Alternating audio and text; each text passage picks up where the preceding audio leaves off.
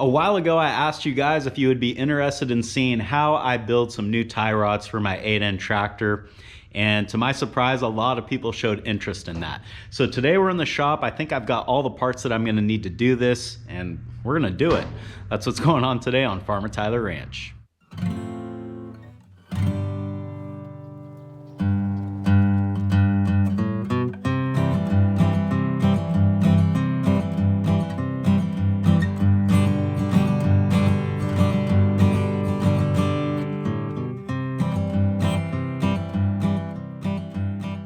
The first thing that I needed to do this project successfully was measure the tie rods that are on the tractor now. The ones that I'm building are going to be a little bit different, but the lengths will not change. So I've got those figured out. Because of the way that steering box is, the steering arms come out in a little bit of a different place in relation to the tractor.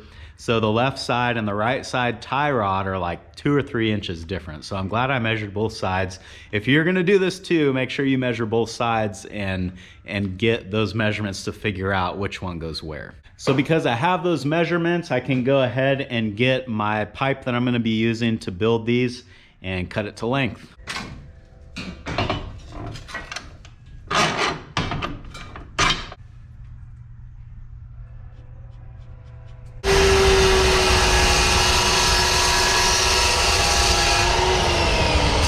For this project, I'm using 1/2 inch Schedule 80 pipe. I need the inner diameter of this tube to be close to, but no greater than 5/8.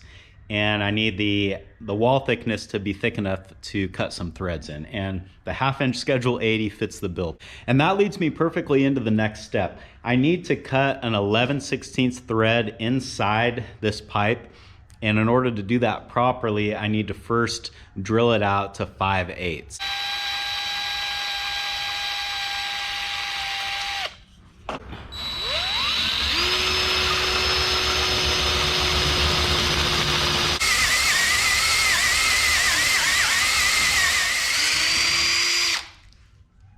Obviously, this job would be much easier with a lathe, but I don't have a lathe, so this is gonna have to work, and I think that it will. So now that I've got the 5/8 hole drilled out in the center of this pipe, we can go ahead and thread it. These tie rods need a right-hand thread on one end and a left-hand thread on the other end. On this end, I'm gonna do the right-hand thread, and yeah, let's do it.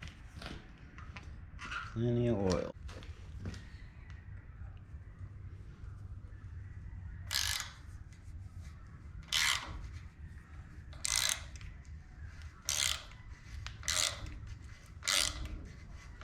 Now, I know this is kind of like cheating and it probably doesn't cut as nice of a thread, but this tap is big enough. I think it'll handle the impact gun no problem. So I'm gonna go ahead and cut them that way.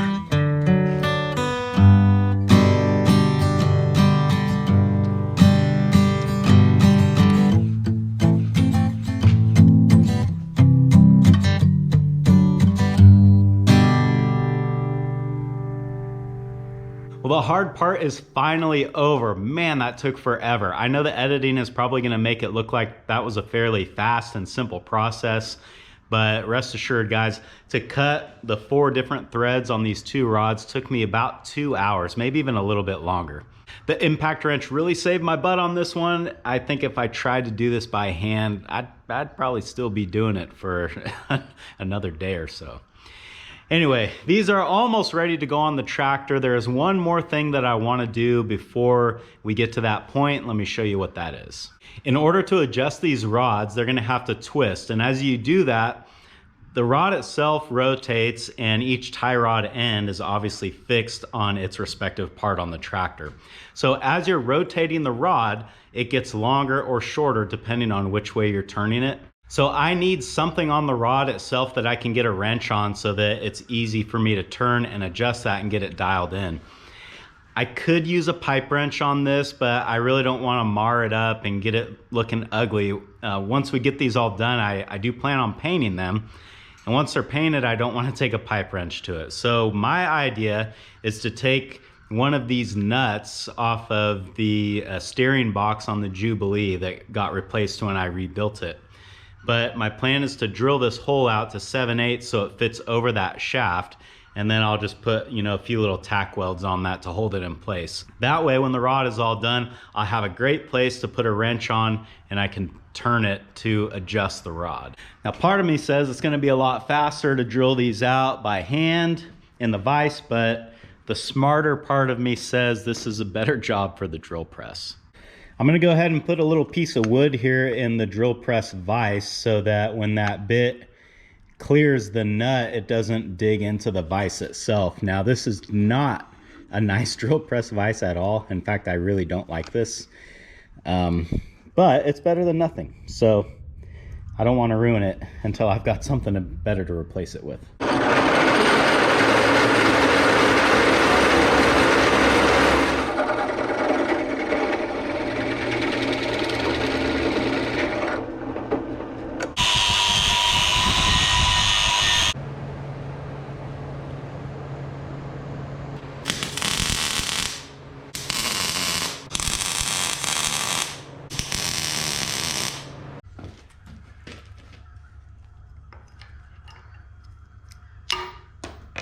Let's take these things apart now and get them painted up.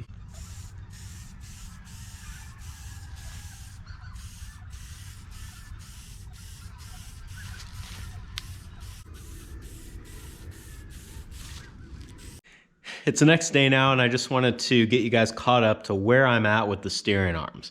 Everything was going great until I got them painted, and I thought, you know what? I want to go above and beyond on this one, and I want to clear coat these things.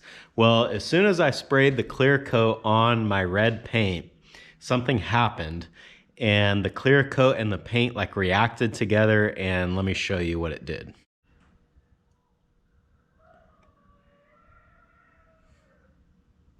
It's almost like the clear coat started eating away at the paint, and it just made it like crack and wrinkle, and it just completely destroyed the paint job. So what I ended up doing is on this arm, I noticed it before I clear coated the whole thing, so I was able to wire wheel off the stuff that got damaged and repaint it, and this looks pretty good now. This is drying now. I just painted it, and it's a foggy day, so it's not really ideal conditions to be painting in the first place. While I'm waiting for all this stuff to dry, there is another job that I can do here, and that is I need to weld a jack onto the tongue, onto the manure spreader. I think the first job that I'll do with the tractor with the new arms is spread manure, so it just makes sense to get the spreader ready while we're waiting for these parts to dry.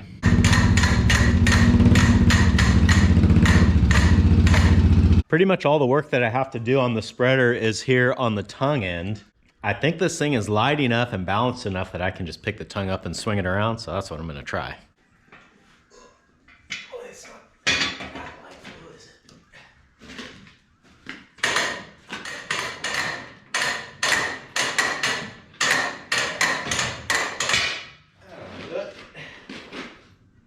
I've been looking around on the tongue on this manure spreader trying to figure out the perfect place to put this jack, and it is actually more difficult than one might imagine.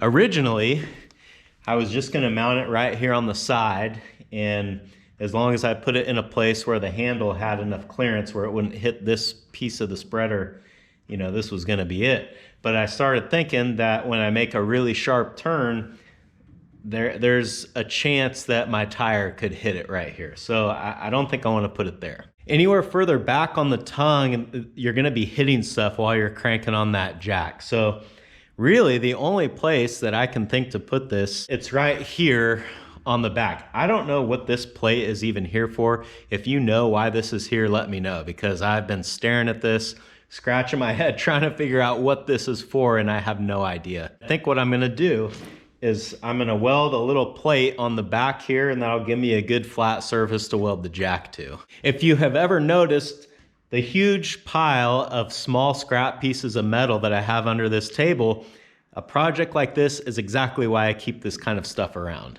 Because I know if I dig through here, I'm gonna find something that's the perfect size.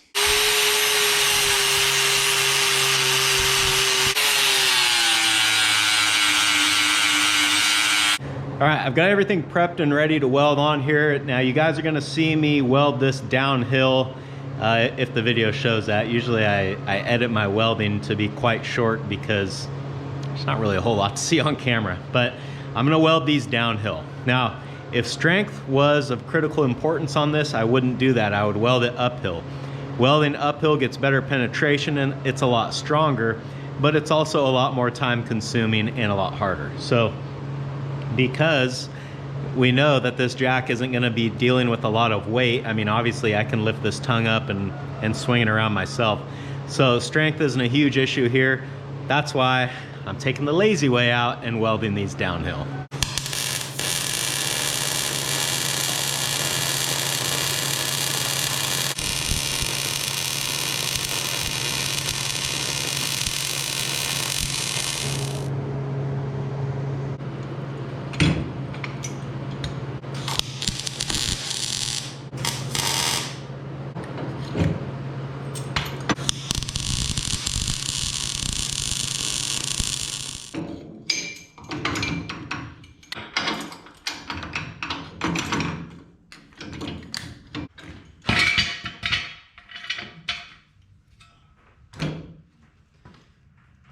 The paint is now dry on these things and they're pretty much ready to go back on. The only thing that I have to do now is run over to that tractor and rob the front ball joints that are on those rods, because I replaced those less than a year ago. They're still perfectly good. And I want to put them on these, but before I do that, I want to wire wheel them and lacquer them so that they don't rust again like they are now. So let's run down to the ranch and we'll rob those ball joints, bring them back here, get them cleaned up, installed on these rods, and then these will be ready to go on the tractor. All right, here we are, and these guys are what we're after. So now the name of the game is to remove these without breaking anything, because I will need this tractor tomorrow.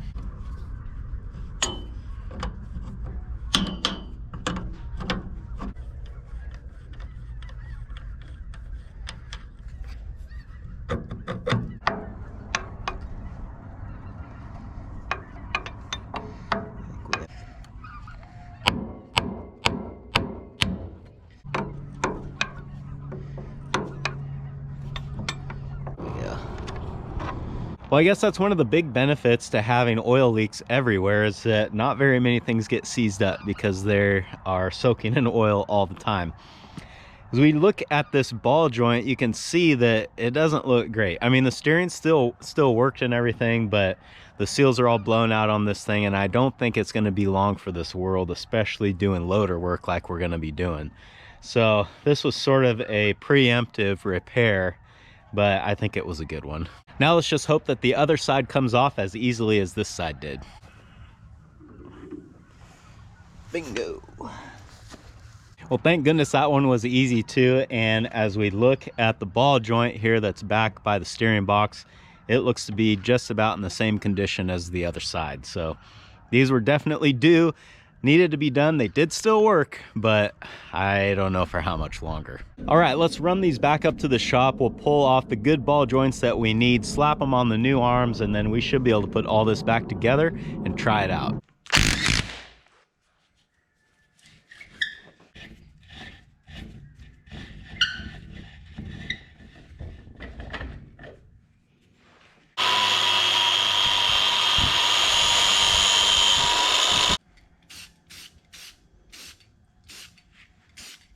been a couple hours since clear coating the ball joints, so everything's dry now, ready to reassemble and reinstall.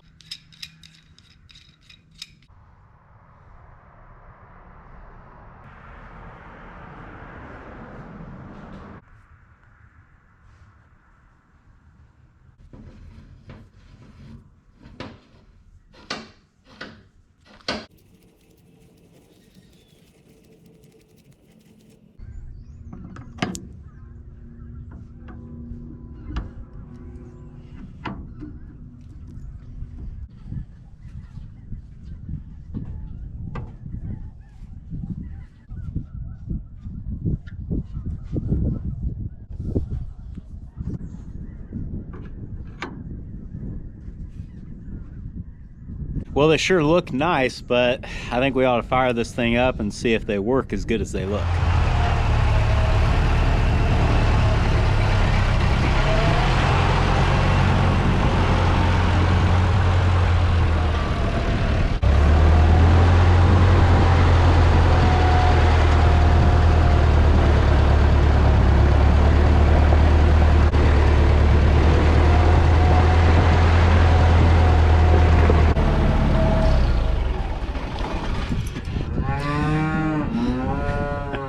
Now I've got the cows all mad. Well, they didn't fall apart on the first use, so that's good, but tomorrow's gonna be the true test when I get some weight on this front end, so we'll see how they do then. It's the next day now, and my plan was to give you guys a demonstration of the tractor with the new steering arms, and I was gonna be loading up this manure spreader and spreading manure, so it was kind of a twofer.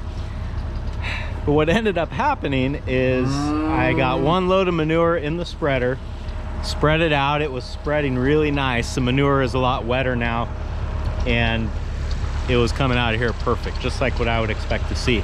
But the master link on my main drive chain came off and locked up the tires. It took me a second to figure out what was going on, but I finally determined that's what happened. I found two pieces of the master link, which is pretty incredible out in that grass, but I could not find the clip to put it back together. And I suspect that the clip came off long ago and it just took it that long for the rest of the link to come off.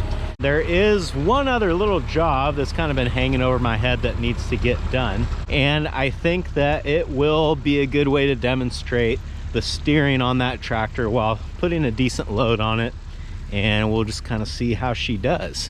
Not long ago, this limb fell out of the tree right onto my brand new fence, and you can see it took its toll and bent this top rail. So I need to get this branch out of here before it gets too muddy. That'll be a pretty decent load. I don't know how heavy this is, but it's pretty heavy.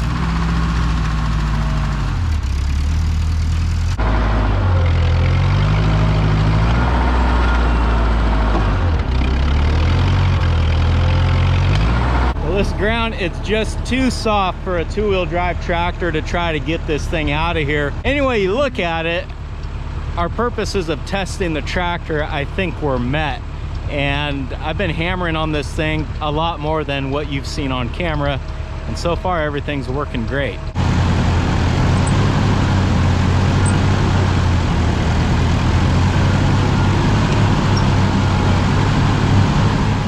Well, today certainly did not go as planned, but I guess when it's all said and done, I still accomplished what I set out to do, and that was test these new steering arms. In fact, I probably ended up abusing them a little bit more than I otherwise would have. The nature of the jobs that I ended up doing with the tractor were a little bit tougher, I guess, than I thought they would be. Thanks for hanging out with me today, guys, and I hope I'll see you again on Farmer Tyler Ranch.